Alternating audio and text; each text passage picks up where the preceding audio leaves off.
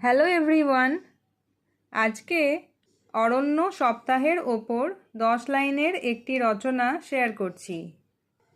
আমাদের পরিবেশকে সবুজ ও সুন্দর রাখার লক্ষ্যে প্রতি বছর অত্যন্ত নিষ্ঠার সাথে অরণ্য সপ্তাহ পালিত হয়। পশ্চিমবঙ্গে সাধারণত জুলাই মাসের মাঝামাঝি সময়ে এই বিশেষ সপ্তাহটি উদযাপন করা হয়। অরণ্য সপ্তাহের মূল উদ্দেশ্য হল নতুন চারাগাছ লাগানো এবং বনভূমি রক্ষা করা। নির্বিচারে গাছ কাটার ফলে পৃথিবীর তাপমাত্রা যে হারে বাড়ছে তা কমানোর জন্য বৃক্ষরোপণই একমাত্র পথ।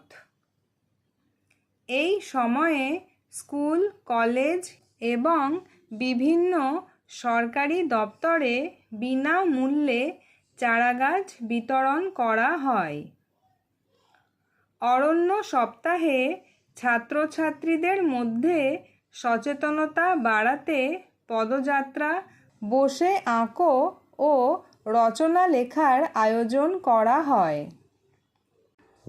গাছ আমাদের অক্সিজেন দেয়, বৃষ্টিপাত ঘটায় এবং মাটির ক্ষয় রোধ করে প্রকৃতিকে রক্ষা করে।